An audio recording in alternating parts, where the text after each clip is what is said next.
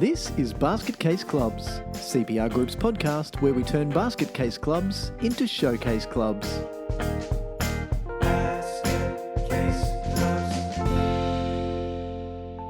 Hello again everyone and welcome back to Basket Case Clubs. My name's Michael Connolly and it is my pleasure to take you on this journey of basket casey goodness again as we continue our strategic planning series.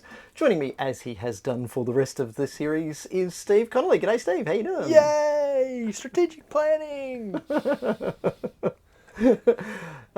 hands up anyone who's this heard that before. is one of the this is one of the less boring topics about which we get nerdy and excited. Yeah, so genuinely some people may go, yay, strategic planning. I'm yet to meet the person who goes, yay, we get to do risk management. They're probably out there. I think they are, yes. If that's yes. you, let us know. Yeah. And we'll send you one of these chocolates that Steve has right next to him.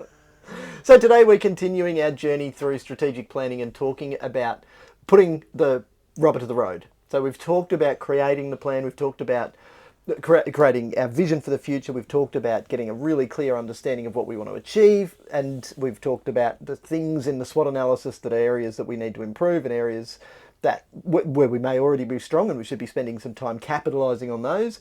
And now it's time to say, what are we going to do about it? So this is the action plan. So Steve, where do you reckon you'd start when it comes to the action planning? Money. Yeah. Which is funny because Funny is money. But this is a really interesting point that often when clubs come to us and say, hey, we want to do a strategic plan, that typically either preceding or immediately following that is because we want to get a grant. And typically that grant funded project that they've got in mind is something to do with infrastructure, or maybe it's equipment. So it's, exciting stuff that we get to touch and hold and look at and exist within, if it's a clubhouse or change rooms, for instance. But often when clubs come up with ideas for projects, particularly big expensive projects, the discussion is completely devoid of any mention of how we're going to fund it. Even if we're going to get a grant, we're often going to need to contribute some of our own money towards that grant-funded project. And the planning that costs money to get there, especially if it's building planning, your building approvals, your development approvals, that stuff's not free. Yep. So I think a frank discussion and a realistic discussion about your organisation's financial situation and also your capacity to change that situation to not only do whatever project it is that you want to do. But if we're talking infrastructure, you're going to need to make a sound case for the maintenance and ongoing operation of that infrastructure. Yeah, so look, it's a really good place to start, actually. I wasn't expecting you to start there. I was expecting you to start with the shit that we're going to do. That's kind of good, because understanding your financial capacity right at the beginning means that whatever we plan, we know how likely it is that we're going to be able to do it. Yep. Because not every action that you put in your plan has to cost money. Mm-hmm. But the big ones are Some likely might make to cost money. Yeah, I remember you talked about a club, the Leagues Club that you talked about last time when we were talking SWOT analysis, that has obviously enough money to go and buy 30 hectares of land near where they are. That doesn't happen without good planning and a really long-term approach to say, well, we're here for the long term. Let's see how we can build up money. And then what we do with it means that, we will have stuff that we'll be able to do. And also a really business-minded approach to running that club and to getting to the financial position where they were able to spend some of their own money, get some money, borrow some money from the bank to actually do that, to purchase that land and then to go down the path of now planning for its extensive development, which is really exciting. Yeah, and the sort of thing that wouldn't happen if it wasn't for good planning. So why don't we touch on that then? I also think that there's some we're deviating a little bit from what we're talking about specifically about creating an action plan. Which is really unlike us. This should be called Basket Case Tangents. Derailed my train of thought a little bit there. Sorry, so, yeah. No. It's tangent. Yes, our trip to Tangentia. Is that near Tanzania? Oh, it's about how too many groups over-rely on grants. And yep. I don't know about you, but sometimes when I'm sitting with quite high level people in councils, or people in sometimes in like on charity boards. So people in positions where you think they'd know better. Say things like, "Oh man, there's grants are available everywhere. Like there's Yeah. so many grants out there. You just got to know where to look." Does that bug you when you Yep, hear that? it does. Oh, not as much as it bugs me when they tell clubs, "Hey, you should be getting grants for this or grants for that." You know, rather than instilling in those clubs and their volunteers or the people who run them a mindset of self-sufficiency rather than Also known as get off your arseness. get off your assness and stay off it. But rather, We should put that on a shirt.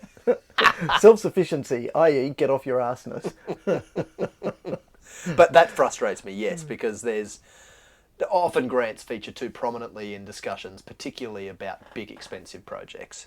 Yeah, it's fine that they do, but it's the over-reliance that I'm worried about. Yep. And as you say, when they're relying on grants for some of the smaller projects as well, to say, Yeah. and things that you're just not going to get a grant for. Yep. So yeah, regardless of what happens, you've got to be running a really good business, and so you've got to have enough money to be able to either fund the shit that you're putting in your plan, or at least kick the can. Yep. Because there was a bloke at council said something really clever one day. We were in a meeting with a club, and we were doing some planning with that club, and he wasn't talking at the at these guys specifically, but he was telling stories about how too many clubs come to council and say, "Can we please have a grant for this? We've got this great idea. We've got this great idea." Yep. And his first question is, "So how much are you putting in?" Like before even going into detail, how much are you Right. putting in? And when the answer is, "Oh no, we were hoping that we'd be able to get a grant from council to do that," Yeah. and he'd just look at him and say, "If you're not prepared to kick the can, why should I? Yep. Why should I fund it out of ratepayers' money when you and the direct beneficiaries of this project aren't prepared to put in any money?" Yep.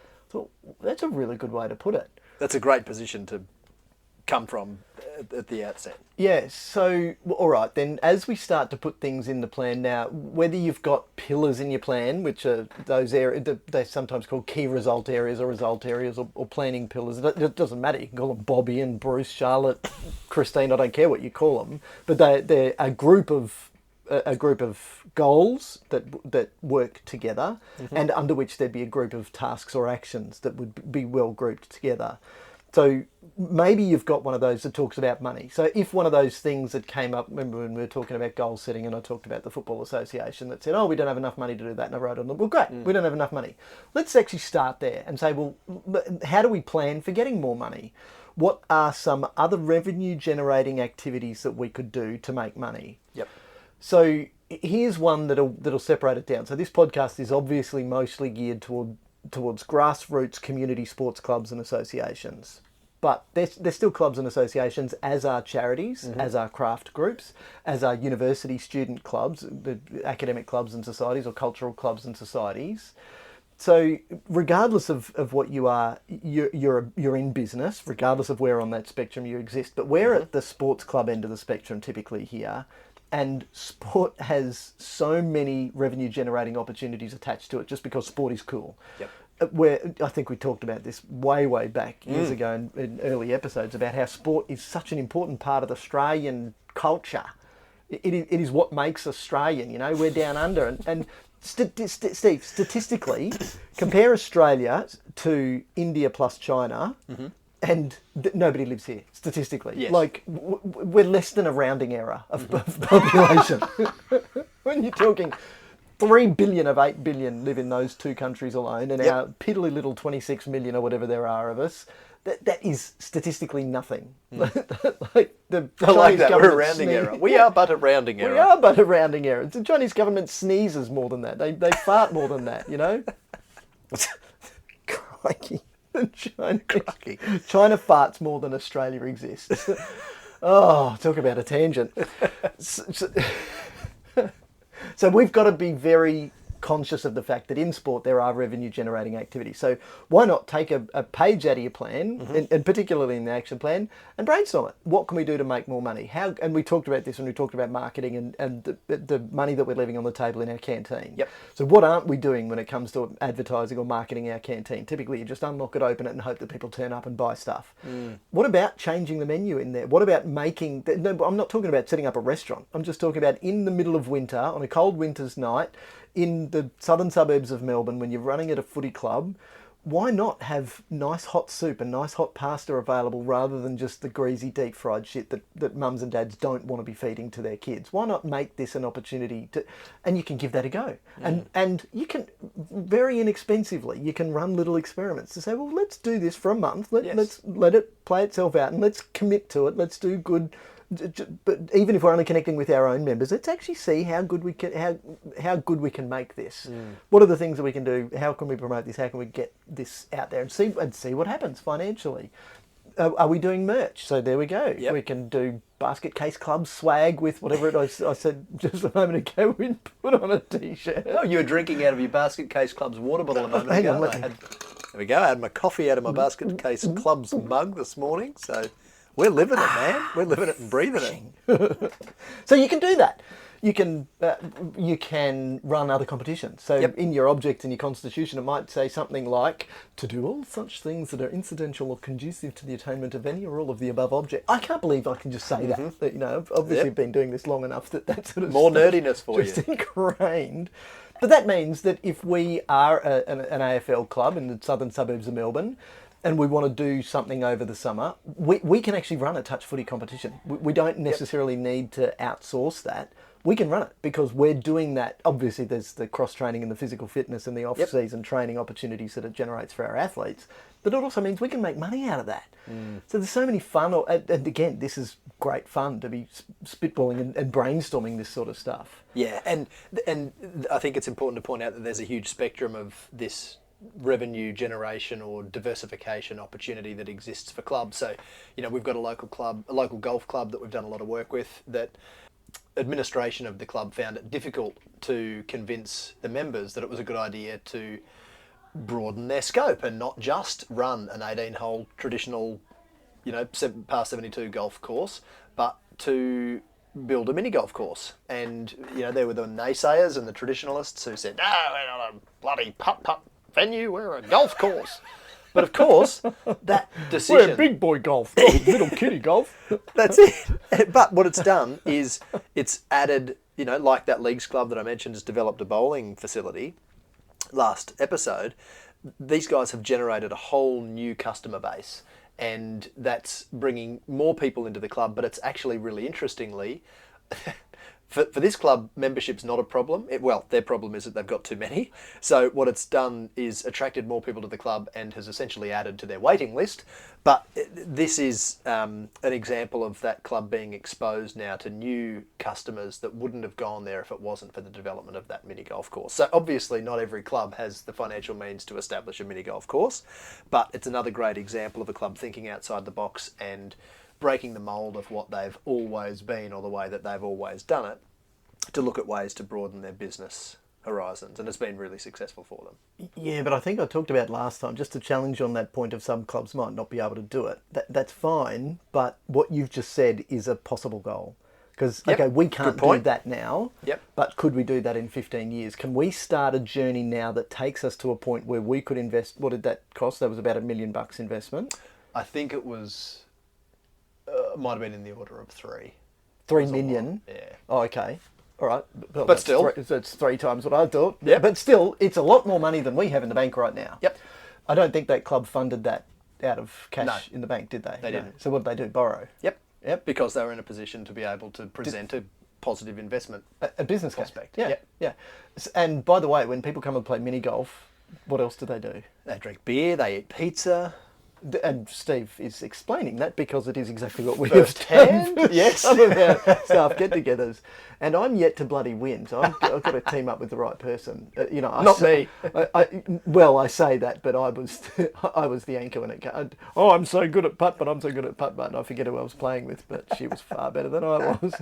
Like, yes, I'm really holding you back. You drew the short straw. Sorry about that. But so that's a great example of a really big goal that you could set, and then you're building your business model of that goal, business model of the club towards that goal.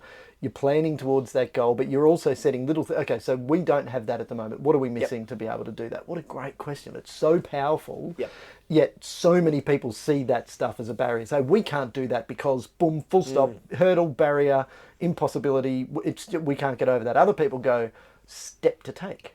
So Challenge accepted. Yeah, that's what I talked about with that football association. This is not a barrier. Yep. This is a step that we can take. So not having enough money is an area where we can focus to get enough money. Not having enough land is an area that we can focus by creating partnerships and all the stuff we talked about last time. And like the Leagues Club is doing, that we're working with now is doing, steps to take. And then you can go and investigate those. And when you take a long-term, big picture strategic, it's called a strategic plan, for crying out loud. Why don't we get strategic about it and take that really big picture view, get up at the 35,000 foot level, then you can see, there's actually a whole lot of opportunity available to us that we're missing because we're down here focused in the weeds. Yep. Sure, there's a time and place for getting into the weeds, but you've got to keep your head up and look above the reeds. What, reeds or weeds? I think I said weeds.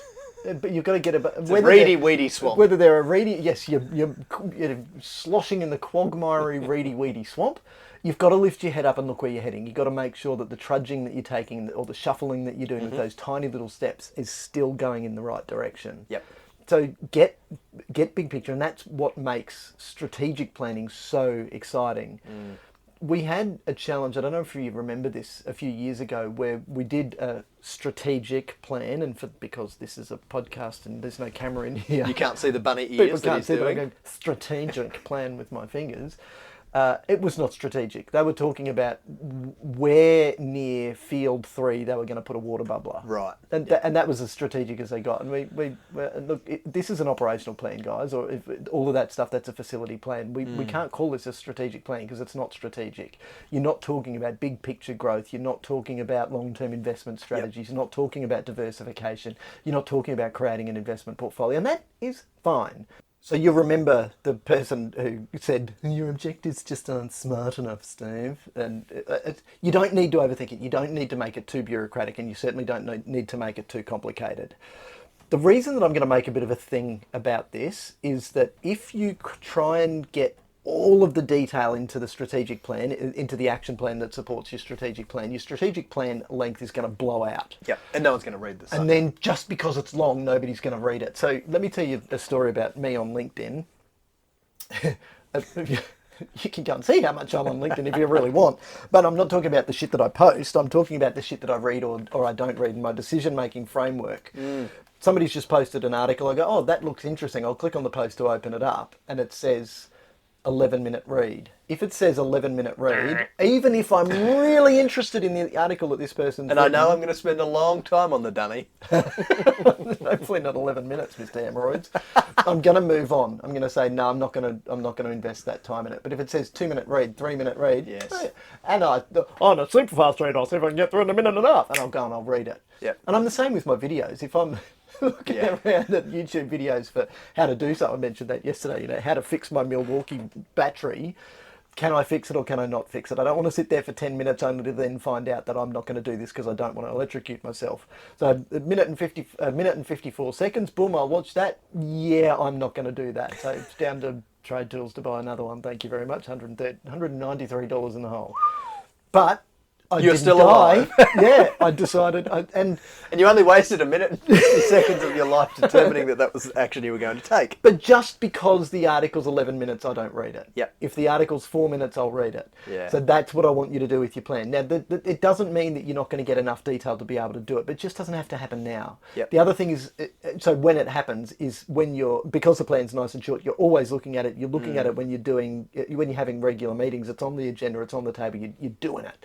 So that's what I want you to do. I don't want you to spend a whole heap of time trying to get everything right. And by the way, if an action's coming up in 2.5 years' time, the world around you is going to be so different, the people around you are going to be so different, that everything that you spend all of that time doing anyway is not going to matter. So you're going to have to redo it. So just get the idea down, get enough of the idea in there so that you know that it's going to happen.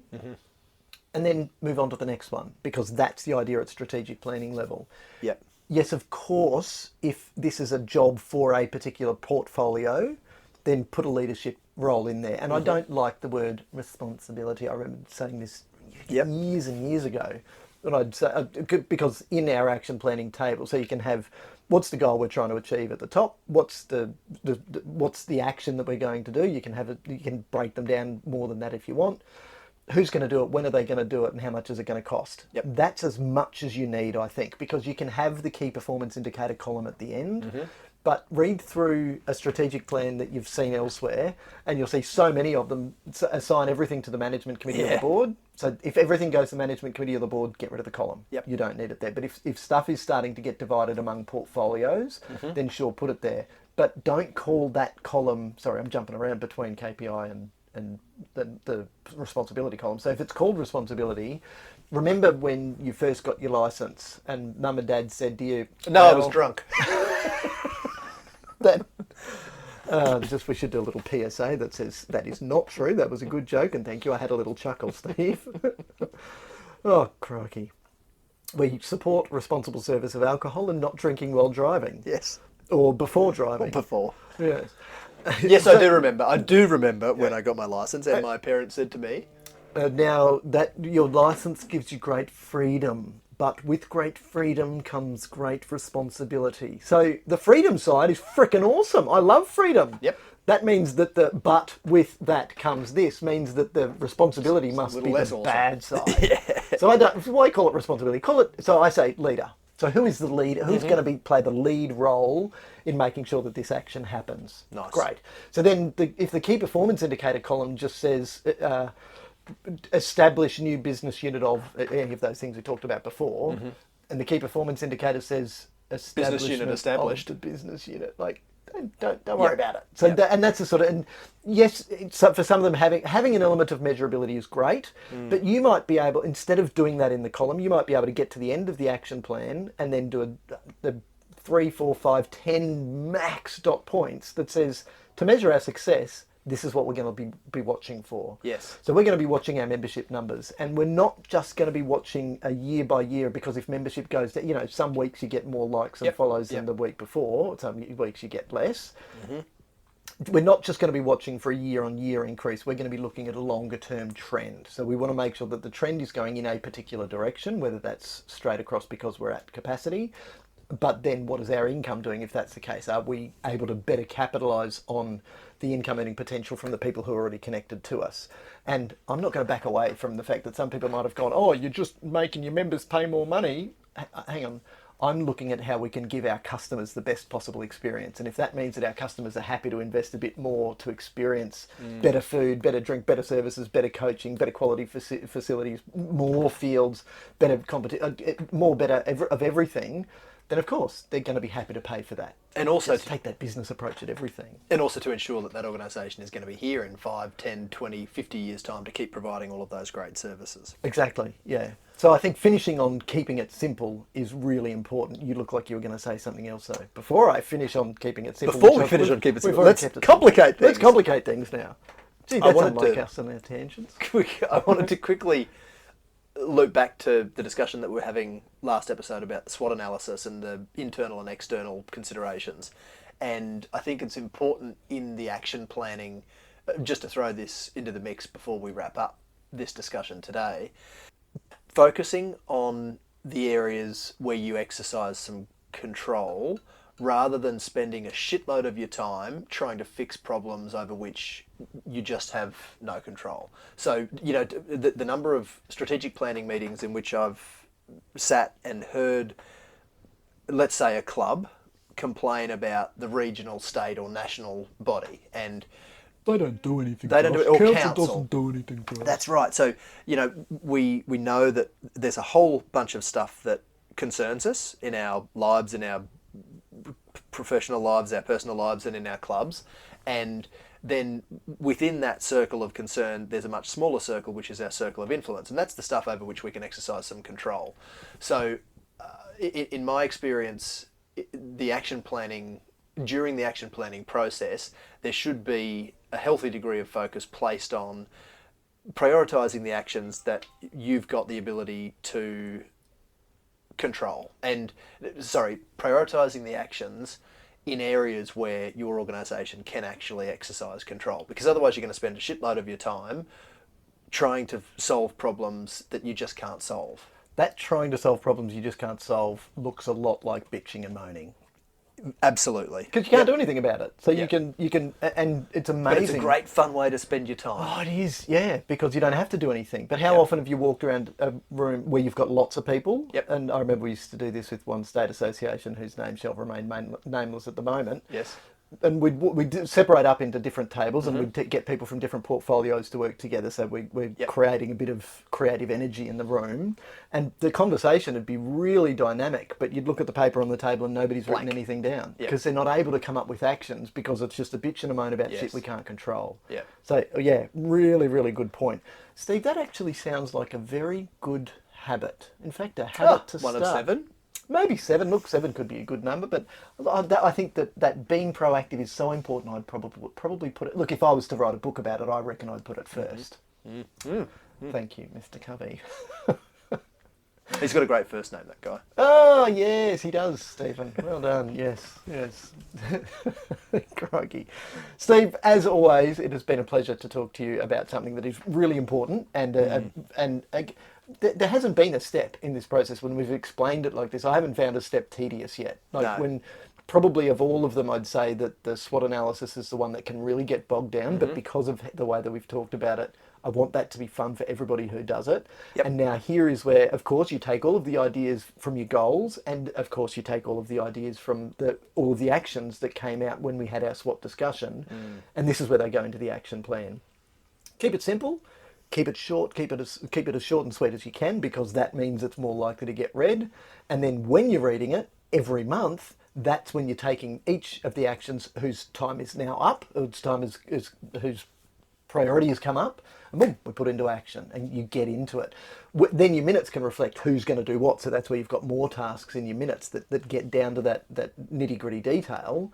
But overall, you know that you've still got your head up and you're still looking over the horizon into the future. Yep. So great fun. See? Sexy topic. This is exciting. Super sexy Not only topic. for us. Well, you know what? If we do one of these mini-series on risk management, I bet we'll make it sexy. No, well, we're going to have to make it sexy, but it's probably going to be about as sexy as one of those, the true crime podcasts. Yeah. The podcasts Ew. about serial killers. Gee, some people get into some morbid shit, don't they? On that note, and the non-morbid shitty note of how good Basket Case Clubs is, make sure you follow us on social media. You can find us at CPR Group Oz in most cases. cprgroup.com.au is where you'll find us on the web, and there you'll find a little contact us button if you want to give us some more great ideas about future podcast episodes. And scroll down and you can subscribe to our newsletter if you've not already done so. Thank you, of course, to Jess, our wonderful producer, and her work's going to be cut out for her on this one because if there's stuff that she's going to have to cut out. Oh, we're just going to leave you guessing about it. The jokes that don't make it into The blooper Basket reels, Case Clubs. yes. Yeah. Could we do a blooper reels? Like, what if let's do a Steve Christmas does special. Really Let's big do it. burp into the microphone or something. Notice they said Steve there. The bust Steve. Under you go. I would never. Steve, thank you very much. I look forward to talking to you next time. And I think next time we'll be wrapping it up, talking about the consultation component of planning.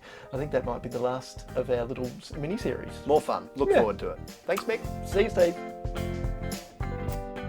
Basket Case Clubs acknowledges the traditional custodians of the country on which we record, being Yugambeh, Turrbal, Jagera and Kabi Kabi land. We recognise their enduring connection to land, waters and culture, and pay our respects to elders past, present and emerging, and extend that respect to First Nations listeners.